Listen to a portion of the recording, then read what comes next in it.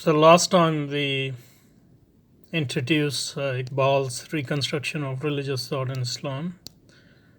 Especially, we talked about contextualizing it in terms of situating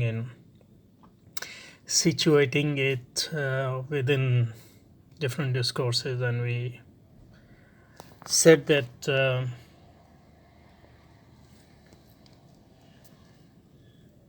the best way to read the book is to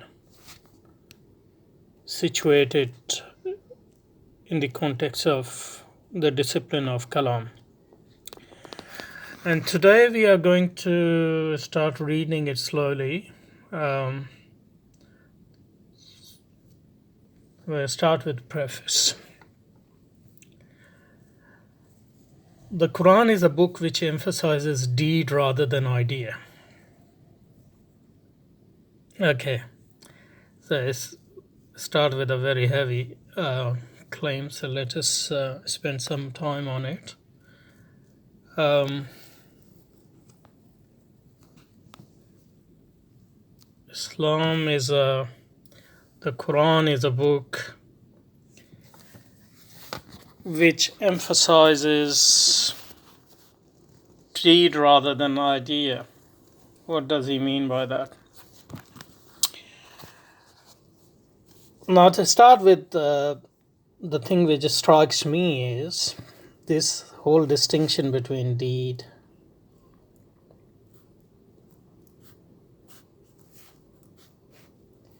and idea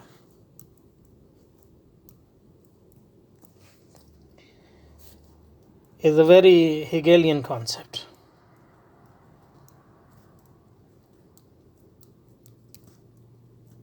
And then in the wake of it, Marxist.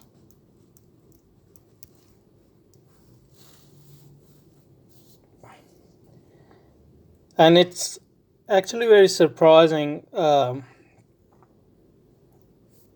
at first to see that Reconstruction is actually, especially its first 2 or 3 chapters, are very Hegelian. So at some point we would have to talk some basic Hegel, because without having some concept of Hegel, it is very hard to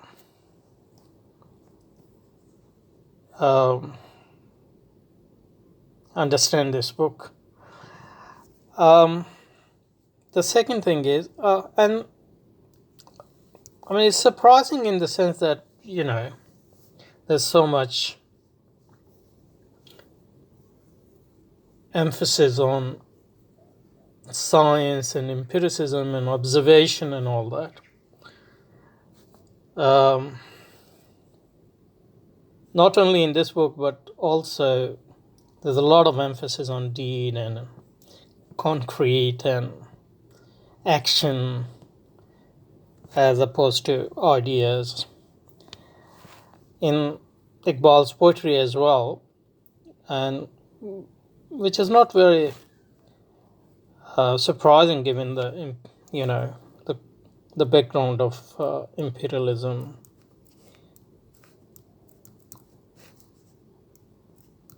and struggle against it.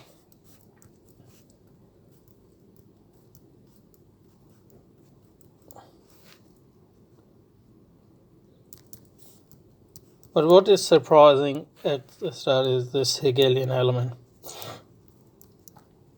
because Hegel is anything but concrete.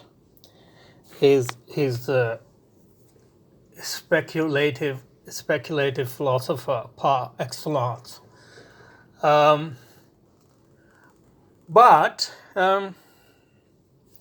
if you know a bit of background,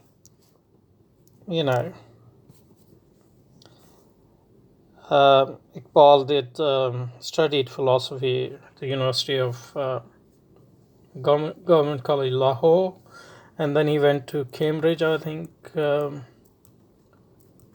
and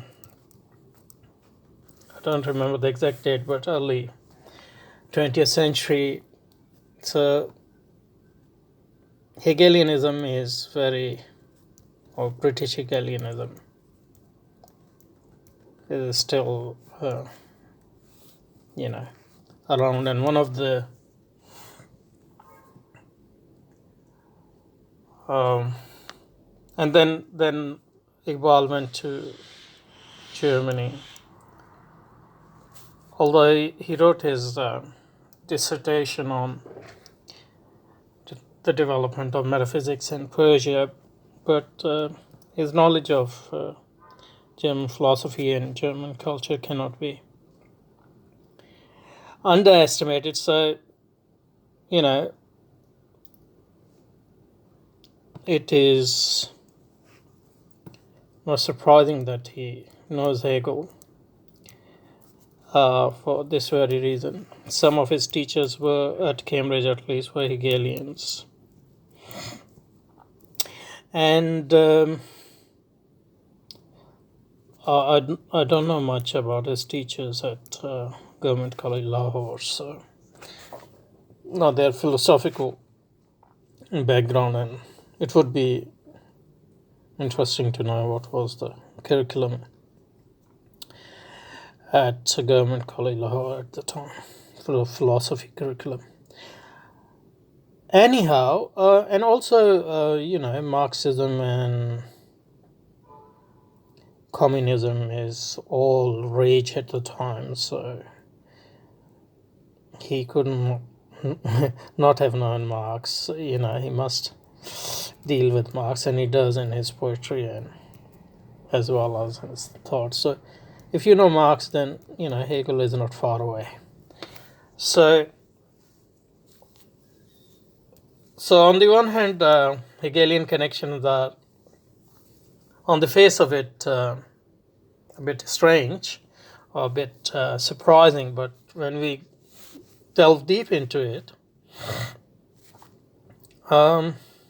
then it becomes obvious that the connections are not that far-fetched. So just to go back, let's go back to the Quran is a book which emphasizes deed rather than idea. So deed, idea. Now this is not a Quranic distinction as such, because this is a Hegelian Marxist distinction.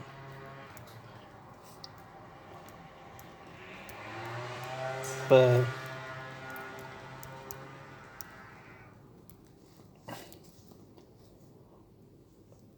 for sure, Quran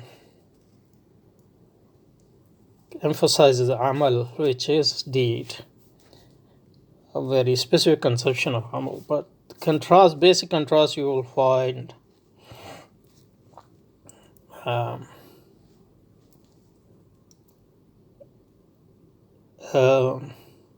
is not between deed and idea, or amal and idea, but knowledge.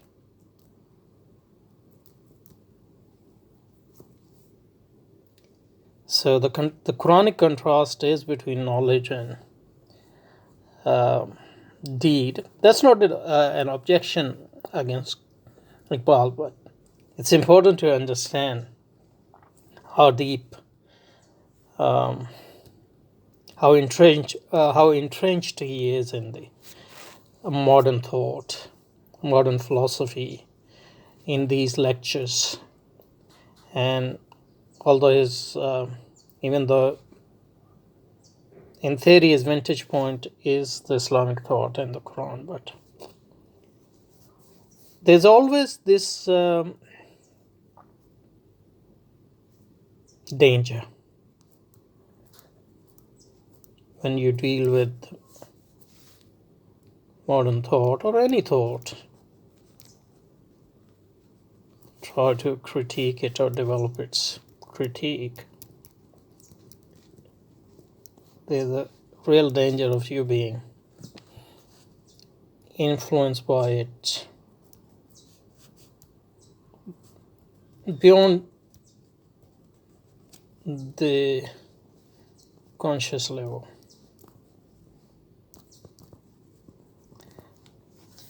So that's why, and modernist thinkers of different sorts in Islamic societies had that problem, and they have been criticized by traditional scholars on that point. But the thing is, there are two streams of thought. Traditional, who don't deal with modernity at all. They reject modernity,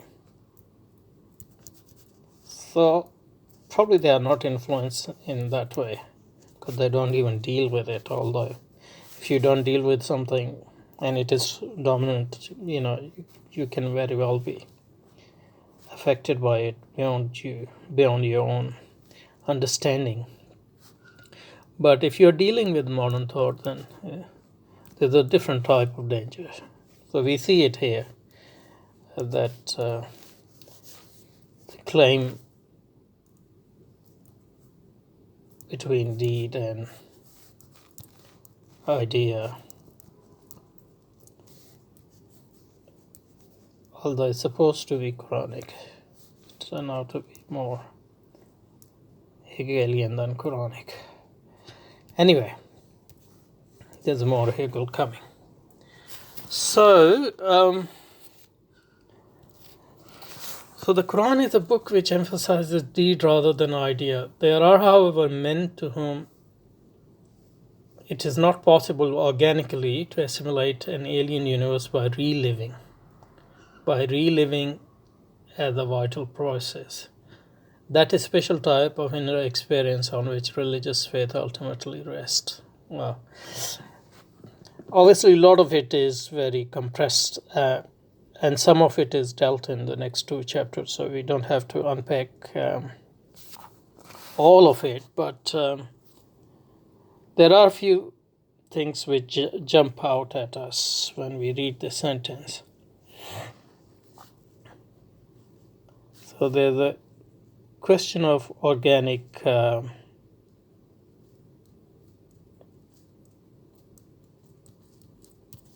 relation, and probably he's thinking of two types of relations which he is opposing this organic relationship to. One is mechanical,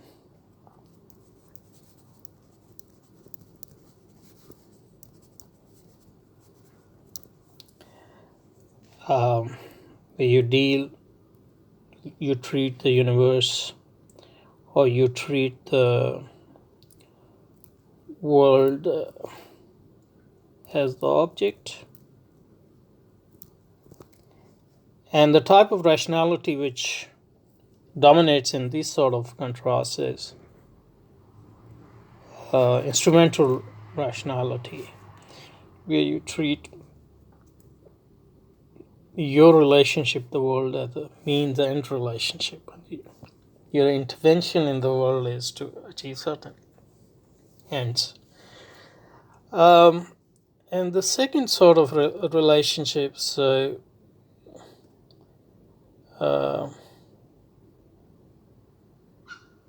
I forgot what the other thing was in my mind. So mechanical relationship and organic relationship. That's the obvious contrast here. So there are, however, men to whom it is not possible organically to assimilate an alien universe by reliving it as a vital process. So, and the other relationship he is posing, and they are related, as I say, is instrumental relation. And again, there's a Hegelian tone to it, and also a bit of Bergsonian. But we'll see. So there are, however, men to whom it is not possible organically to assimilate an alien universe. So why he's talking about assimilation? It's very interesting. That's part of what organic relation is supposed to be. So in mechanical relationship, or when you are dealing with the universe through the viewpoint of instrumental rationality, there's a subject and there's an object. You're trying to use it or dominate it. And the relation is that of otherness.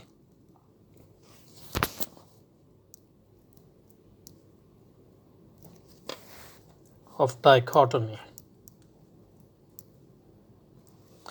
On the other hand, organic relationships are the relationships where objects is not the other. Subject. Object is not the other, but you internalize. So subject, object. So in organic relationship, you internalize object.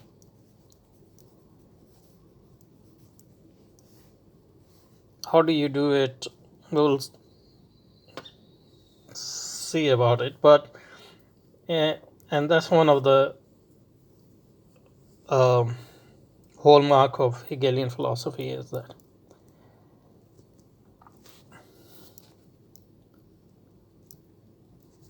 it teaches how to treat subject-object relationship not only mechanically or instrumentally, but also organic relationship where a subject internalizes object, and object doesn't remain object or the other in that sense, and you think through it as part of the same subjective universe or same thought process as your internal self-consciousness. So we'll get back to that, but there are, however, men to whom it is not possible organically to assimilate an alien universe. So a universe is alien only when you have mechanistic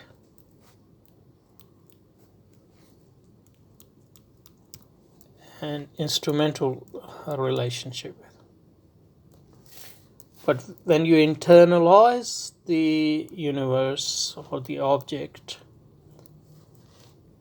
and you do it through reliving it as an entirely different process, a process which is vital in the sense that it is not cause effect as such, but it's more like development,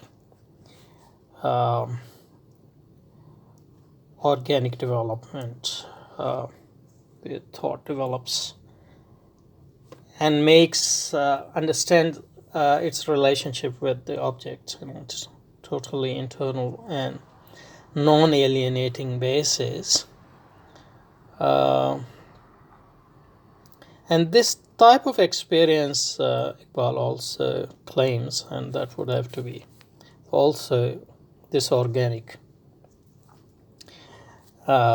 experience of reliving the relationship between the subject and object are entirely non-objective or non-mechanistic and non-instrumental basis is also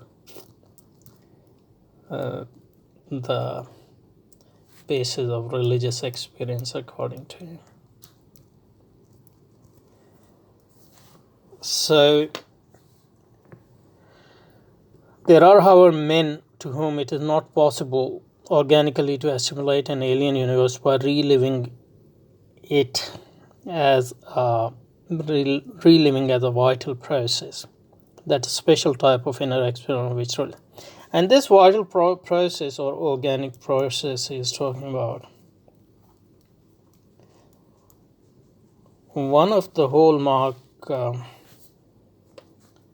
one of the essences of it is that the very idea between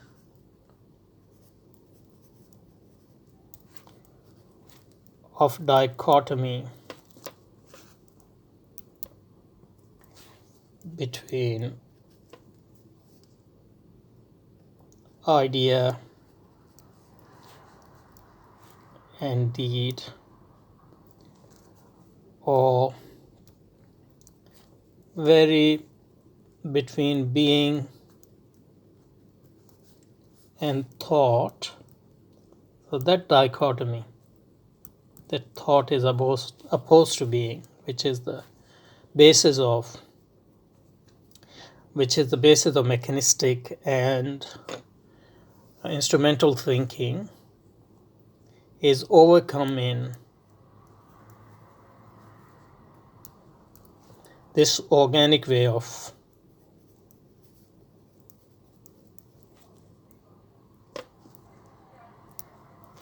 thinking he is talking about.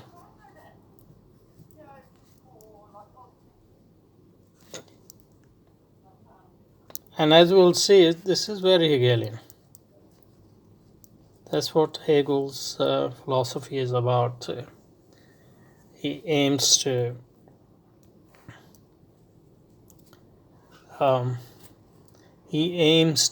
overcome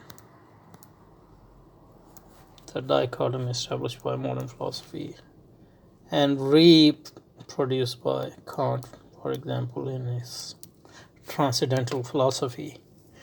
Now, Iqbal obviously is not a Hegelian, and he will use this to sort of reconceptualize Islamic tradition, and then see how it can develop a critique of modernity, where it can criticize the modernity for its negativities, but also can adopt the elements of modernity which he thinks are more congenial to Islamic way of thinking. So that's his task, and he will use this way of thinking to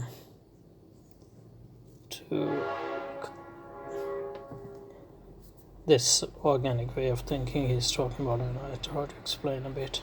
So let's go back to the Quran is a book which emphasizes deed rather than idea. There are, however, men to whom it is not possible organically to assimilate an alien universe by reliving as a vital process that special type of inner experience on which religious faith ultimately rests. Moreover, the modern thought, by developing habits of concrete thought, habits which Islam itself fostered, at least in the earlier stages of its cultural career, has rendered himself less capable of that experience which he further suspects because of its liability to illusion. And he's talking here about the development of science and empiricism on the one hand, and the devaluation of religious experience, a resultant devaluation of religious experience in the modern world. So what he would try to do is to try to persuade us that how we can see religious experience in more concrete terms without losing its speculative character, I guess. But this require a bit more unpacking, so we'll continue it in the next video.